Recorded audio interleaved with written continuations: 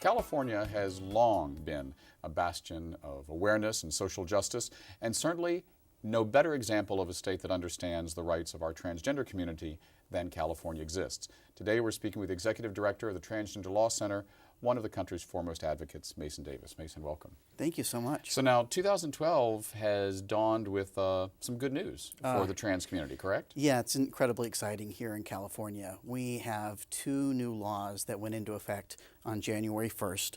One that strengthens our non-discrimination laws throughout the state. Now, gender identity and expression are very explicit protected categories throughout California law.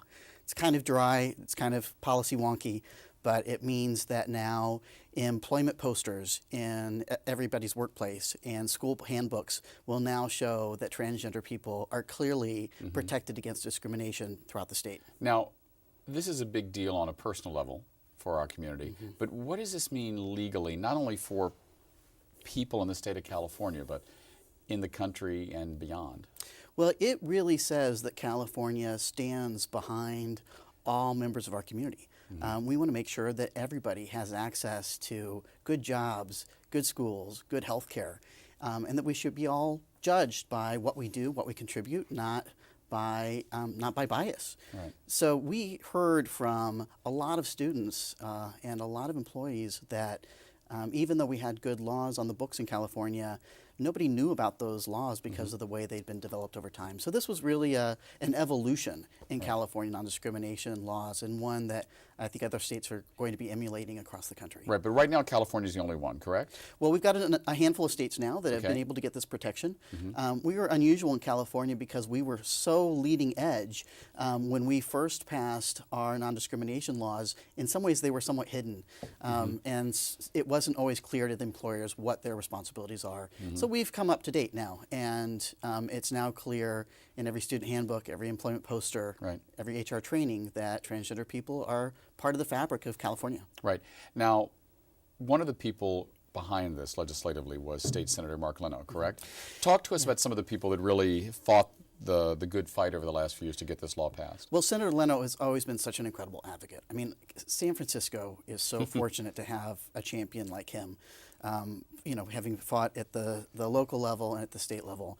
And he was the lead behind the original bill passing employment and housing and public accommodations protections in California several years ago. So he really was the leader behind the very beginning of our civil rights. What the new bill is now a reflection of his vision and helps with the implementation of that. Right.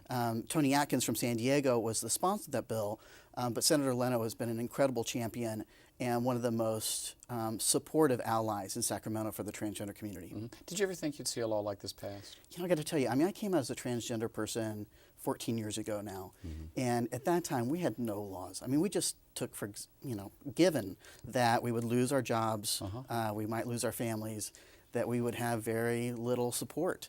And to now see California take the lead as one of the states where transgender people are most supported, most recognized, it feels pretty amazing. Right. Now, we know the people who helped get these laws passed, and Governor Brown signed it into law. Who are the people who didn't think this was a good law? You know, it was really surprising to testify in Sacramento on this and another bill that we worked on last year that also passed. In general, we found resounding support. Fair-minded people in California understand that we all deserve good jobs, good schooling. And the opposition was, in many ways, very much a fringe opposition. I think they helped make our case for us in Sacramento. Well, you're being diplomatic. Who was the fringe opposition? You know, the fringe opposition were the same groups that come out against same-sex marriage, the same groups that come out against just about any kind of civil rights or human rights issue in the state. And they really were the California version of the Tea Party more than anything. And their rhetoric, their vitriol, was so severe. We actually had assembly members and senators who became sponsors of our bill because they saw so clearly what the hatred was against our community. So this was not a Democratic-only voting on bill. You had people on both sides of the aisle supporting this, correct? You know, we had a fair amount of support across the board. In general, what we find in almost any LGBT bill in California, it's almost exactly down party lines. Yeah. So I will say that unfortunately, you know, we had most Republicans who voted against us. But I think that says more about the Republican Party right now than people's individual beliefs. But, you know, off the record, I mean, you don't have to name them because we don't want to embarrass someone who might be helpful. But did you have any Republicans who came up to you either before or afterwards and said, you know, Mason, I'd really like to vote for this, but, you know, where I'm from so-and-so in Orange County, and I just can't vote for this, but I'm not going to actively oppose it? We've definitely talked to Republicans who have individual views that are different than their voting records. And I am really hopeful over time that we will be on such the right side of history that it will be easier for folks to see that this is not a partisan issue at all. Right. This is an issue of basic fairness. Right. So how long before we have a member of the transgender community elected to statewide office? You know, I look forward to that day. I'm certain now that it will happen, without a doubt. We have some great folks here in San Francisco who've you know, been commissioners of you know, some really important bodies. Judges. We have now, you know, Vicki Kolakowski, the first elected judge in Alameda County. This is going to be the place it happens. I am confident of that, and you know, I hope we see that in the future. I mean, at the end of the day, we know what makes a difference is actually being a part of people's lives and being visible. And the more transgender people are part of just the general fabric of everybody's day-to-day lives, the more folks understand that we have a lot to offer. Right. And whether that's in the workplace or you know, in civic engagement. Right.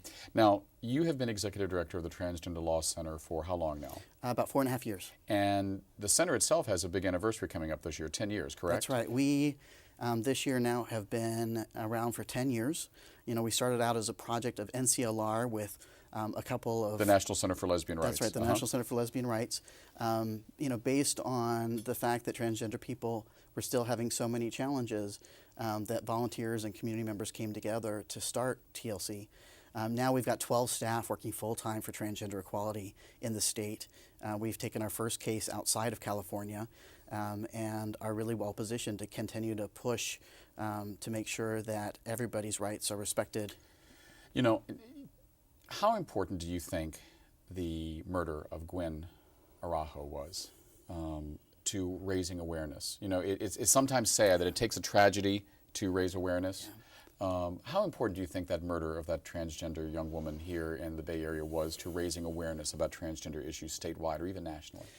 It's unfortunate, but you're right. I mean, the tragic deaths of especially transgender women, young transgender women of color across the country has increased awareness that of the stark discrimination that many people in our community face. I think Sylvia Guerrero, Gwen's mom, her ability to accept Gwen after the murder as her daughter and to be vocal and to continue to support other parents who've lost their children. Powerful stuff. Has been really powerful and should not be underestimated in her role in our greater movement. What has surprised you in your years as executive director? I mean, I know sometimes, you know, as a gay man, as an openly gay man for more than 30 years, 35 years now, I remember when I came to San Francisco, I had to educate myself and be educated about transgender issues. Have you found that it's not just the non-LGBT community, but within the LGBT community that needs to be educated around these issues? Well, I do think that San Francisco has one of the most inclusive communities, and there's no question whether or not the T should be part of the LGBT. Unfortunately, for many gay and lesbian communities across the country, this is still an open question for them. We see a lot of discrimination and just misunderstanding and ignorance among gay and lesbian and bisexual folks, not quite understanding what the T is within the LGBT community. You know, I'm really clear if you talk to a young person who has experienced discrimination, especially as I talk to gay men and lesbians, when they start thinking about it, the discrimination, the harassment that they experience as young people oftentimes happened before they were even aware of their own sexual orientation. That bias was based on gender and the way their gender was a little bit different than the narrow stereotypes that we're used to. At the end of the day, we are one community, we're one cloth, And I think that's happening more and more over time, that awareness that we have a shared fate.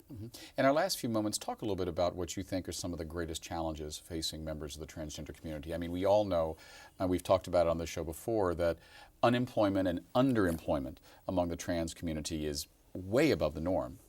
Yeah, we now know, because of some great research that's been done, that unemployment among transgender people is still twice that of the general population. It's 4 times higher for transgender people of color. It's really critical that especially our employers stand up and have good laws and policies. And for transgender people who have a problem, please call us.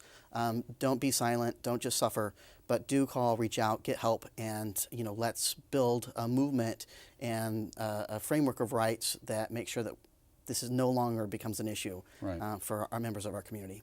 And in the next few months, what are you looking forward to? Well, in the next few months, I'm thrilled to celebrate our 10th anniversary. We got a lot of work to do around healthcare reform. We have a lot of opportunities right now to make sure our kids are safe in our schools. We've got to continue to work together to take advantage of all of our laws and make sure that life looks different, even more different in 10 years. Thanks so much. We've been speaking with Masen Davis, Executive Director of the Transgender Law Center. I'm David Perry. Thanks for watching. We'll see you next week on 10%.